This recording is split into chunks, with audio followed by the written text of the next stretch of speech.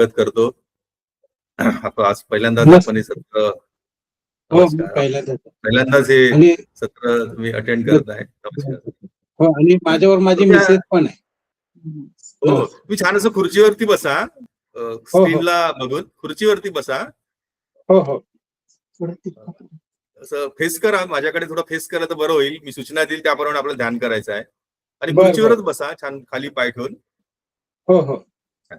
छान. ही हार्टफुलनेस ध्यान पद्धती आहे, ज्यामध्ये आपण मनाला आपल्या हृदयावरती केंद्रित करतो आणि दिलेल्या सूचनांचं पालन करतो. आणि हृदय याच्यासाठी की हृदय हे दिव्यत्वाचं स्थान आहे आणि एक असा भाव घेतो की आपल्या हृदयामध्ये एक दिव्य प्रकाश आहे, दिव्यता आहे. अशी धारणा ठेवून आपण ध्यानाला सुरुवात करतो. ध्यानाच्या सुरुवातीला आपण एक छोटीशी मी कहाणी सांगतो, जेणेकरून या छोटीशी स्टोरी आहे ती सांगतो, त्यामुळे आपण सर्व एकामेकाला कनेक्ट होतो. ही कहाणी, ही छोटी कथा अशी आहे की ह्या आध्यात्मिक प्रवासामध्ये आपल्या ज्या पर्सनॅलिटीज आहे ह्या बऱ्याचशा विभाजित असतात. आपण प्रत्येकासाठी वेगवेगळं असतो. नोकरीच्या ठिकाणी वेगळं असतो, परिवारामध्ये वेगळं असतो, सामाजिक स्थिती वेगळी असते. असा वेगवेगळा प्रवास असतो आणि अंतःकरणात असा वेगवेगळे आपल्या पर्सनॅलिटीज घेऊन आपण जगतो. एक छोटी कहाणी आहे, आंतरिक विभाजन. जेव्हा एखादी व्यक्ती म्हणते माझ्यातील एका भागाला मुक्तीची आस आहे, तर दुसरा भाग इच्छेच्या मागे जाऊ पाहत आहे, तेव्हा याचा अर्थ काय होतो? याचा अर्थ असा की हृदयाने अजून कोणताही निर्णय घेतलेला नाही, किमान त्याने ठाम निर्णय घेतलेला नाही. मुक्तीची आकांक्षा जितकी खरी आहे तितकीच इच्छा, वासनांची ओढही, या दोन्ही गोष्टी एकाच वेळी अस्तित्वात आहेत. आणि जोपर्यंत अंतरी एक निर्णायक निग्रह होत नाही, तोपर्यंत संघर्षाच्या क्षणी जी प्रेरणा अधिक प्रबळ असते तिचाच विजय होतो. संघर्ष श्रेयस म्हणजे सुखकारक आणि श्रेयस्कर याच्यातील आहे. असा संघर्ष वैदिक काळापासून ठळकपणे मांडला गेला आहे. जेव्हा मन दुभंगलेले असते तेव्हा ती आंतरिक आर्त ईश्वरापर्यंत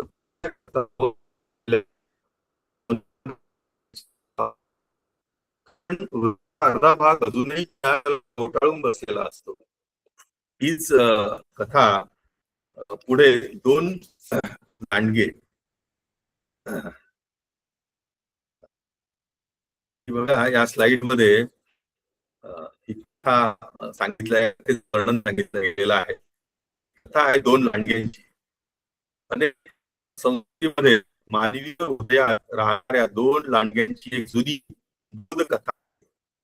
प्रतिनिधित्व करतो संयम, दयाळूपणा, सत्य, शिस्त आणि जे शाश्वत आहे त्याविषयी प्रेम. दुसरा लांडगा आपल्या निम्न स्वभावाचे प्रतिनिधित्व करतो, आवेग, भाव, फसवणूक, उपभोगी वृत्ती आणि जे नश्वर आहे त्याविषयी आसक्ती. आपण जर ही स्लाइड बघितली, त्या उच्च स्वभाव जो आहे त्या उच्च स्वभावामध्ये गुण आहे, संयम आहे, दयाळूपणा आहे, सत्य आहे, शिस्त आहे, शाश्वताविषयी प्रेम आहे. तर याचे जे पोषण आहे यांच्याद्वारे ध्यान, शुद्धीकरण, स्मरणाद्वारे या उच्च स्वभावाचं पोषण होतं. ही कथा पुढे सांगते, एक तरुण आपल्या वडीलधाऱ्याला विचारतो, कोणता लांडगा जिंकतो? वडीलधारी व्यक्ती उत्तर देते, ज्याला तू खाऊ घालतोस.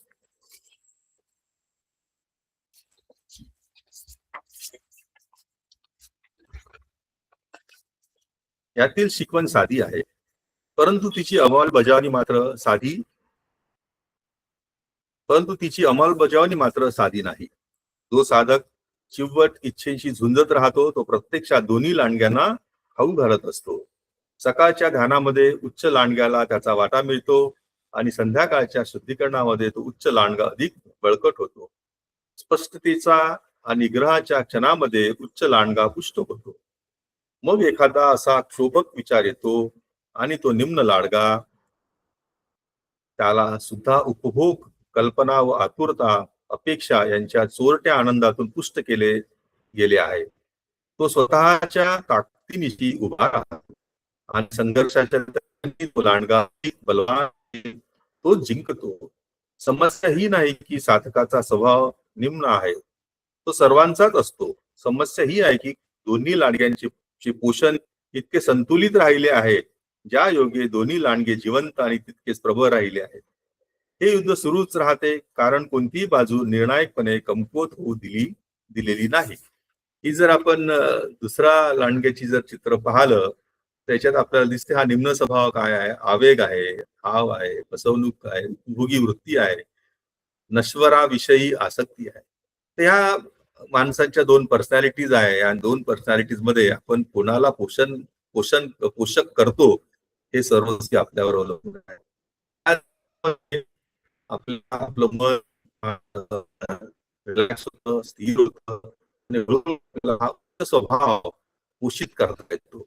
त्याचप्रमाणे ही जी हार्टफुलनेसची साधना पद्धती आहे, हृदय केंद्रित ध्यान पद्धती आहे, ही श्री रामचंद्र मिशन द्वारा सहजमार ध्यान पद्धती आता याला हार्टफुलनेस मधून सर्व जगात प्रसिद्ध झालेली आहे.